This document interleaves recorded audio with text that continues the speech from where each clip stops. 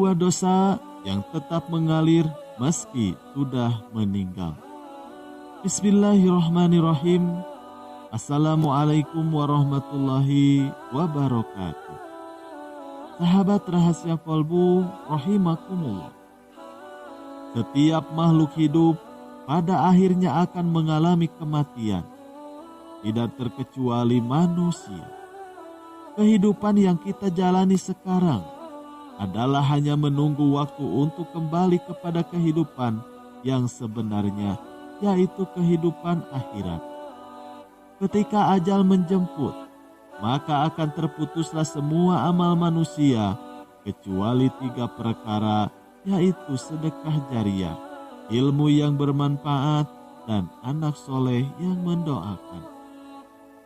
Hal ini sebagaimana pernah diriwayatkan oleh Abu Hurairah radhiyallahu anhu bahwa Rasulullah Shallallahu alaihi wasallam bersabda, apabila manusia meninggal, amalnya akan terputus kecuali 3 hal: sedekah jariah, ilmu yang bermanfaat, dan anak soleh yang mendoakan.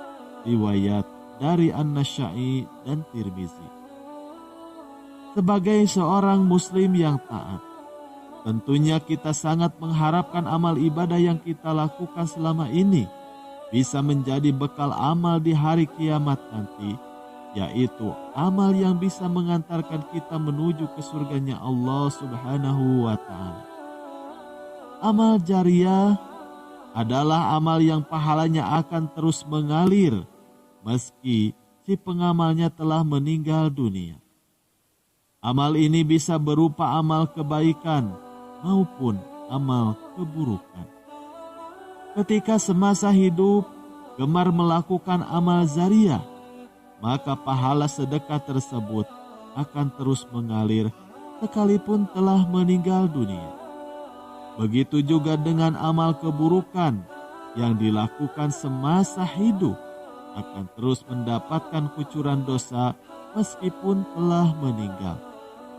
Amal jariah yang kita kenal selama ini adalah amal kebaikan yang kita lakukan selama ini di dunia, dan pahalanya akan terus mengalir sampai kita meninggal nanti.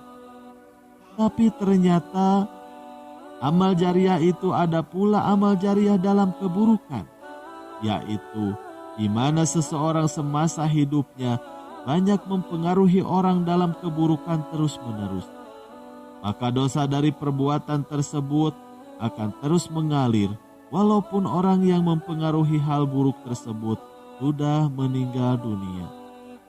Padahal di alam barzah manusia sangat membutuhkan limpahan pahala sebagai pertolongan mereka menuju hari kiamat. Namun karena dosa jariah ini, mereka justru harus menanggung dosa-dosa yang dilakukan orang lain akibat pengaruh atas tindakan maksiat yang pernah ia lakukan semasa hidupnya. Sebagaimana firman Allah Subhanahu wa Ta'ala, sesungguhnya kami menghidupkan orang-orang mati dan kami menuliskan apa yang telah mereka kerjakan dan bekas-bekas yang mereka tinggalkan, dan segala sesuatu kami kumpulkan di dalam kitab induk yang nyata, yaitu Lauhul Mahfuz. Quran Surat Yasin ayat 12. Lantas, apa saja dosa yang akan terus mengalir? Yang pertama adalah menjadi pelopor maksiat.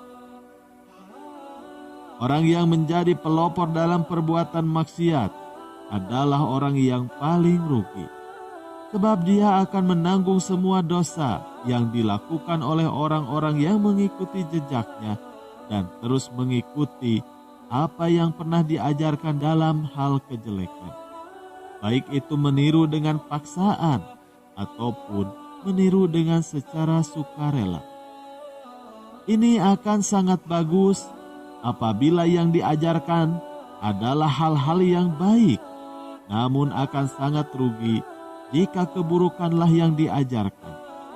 Dalam hadis yang diriwayatkan dari Jarir bin Abdillah radhiyallahu anhu, Rasulullah Shallallahu alaihi wasallam bersabda, siapa yang mempelopori satu kebiasaan yang buruk dalam Islam, maka dia akan mendapatkan dosa keburukan itu dan dosa setiap orang yang melakukan keburukan itu karena ulahnya, tanpa dikurangi sedikit pun dosa mereka. Hadis riwayat Muslim. Seseorang yang menjadi pelopor dalam kehidupan orang lain adalah orang-orang yang tidak selalu mengajarkan langsung suatu perbuatan kepada orang lain. Bisa saja karena perbuatan mereka menjadi motivasi bagi seseorang, sehingga orang tersebut dengan sukarela mengikuti jejaknya, baik itu dalam hal kebaikan maupun dalam hal keburukan. Itulah sebabnya anak Nabi Adam alaihi salam, yaitu Qabil, yang pertama kali membunuh seseorang manusia, akan mendapatkan dosa dari setiap manusia yang dibunuh di alam dunia ini sampai hari kiamat nanti. Karena dia menjadi pelopor dari perbuatan tercela tersebut.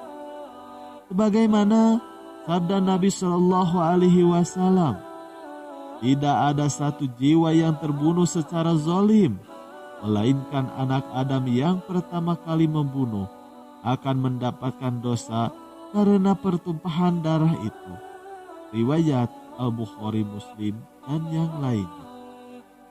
Tidak bisa dibayangkan bagaimana dosa yang ditanggung pelopor dan pendesain rok mini, baju You Can See, penyebar video porno, dan masih banyak lagi. Yang kedua adalah mengajak orang lain melakukan kesesatan dan maksiat. Ini sangat berbeda dengan pelopor yang menginspirasi seseorang untuk melakukan maksiat. Orang yang satu ini secara jelas dan nyata mengajak seseorang untuk berbuat kemaksiatan dan kesesatan.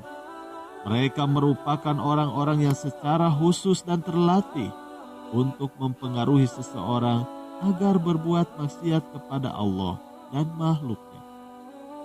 Dalam Al-Quran, Allah Subhanahu wa Ta'ala menceritakan bagaimana orang kafir kelak akan menerima dosa dari kekufurannya. Belum lagi dengan dosa-dosa orang-orang yang juga mereka sesatkan. Mereka akan memikul dosa-dosanya dengan penuh pada hari kiamat. Dan juga berikut dosa-dosa orang yang mereka sesatkan yang tidak mengetahui sedikit pun bahwa mereka disesatkan. Quran Surat An-Nahl ayat 25. Ayat ini memiliki makna yang hampir sama dengan hadis yang diriwayatkan dari Abu Hurairah radhiyallahu anhu. Rasulullah Shallallahu Alaihi Wasallam bersabda, siapa yang mengajak kepada kesesatan, dia mendapatkan dosa seperti dosa yang mengikutinya, tidak dikurangi sedikit pun. Hadis riwayat Ahmad dan Muslim. Semoga kita lebih berhati-hati di dalam bertindak dan lebih banyak melakukan amal soleh dibandingkan dosa-dosa maksiat. Karena hidup tidak hanya semata di dunia lalu selesai, namun perjalanan masih panjang untuk menuju kehidupan yang kekal. Wallahu a'lam bishawab. Sekian yang bisa kami sampaikan. Semoga bermanfaat. Assalamualaikum warahmatullahi wabarakatuh.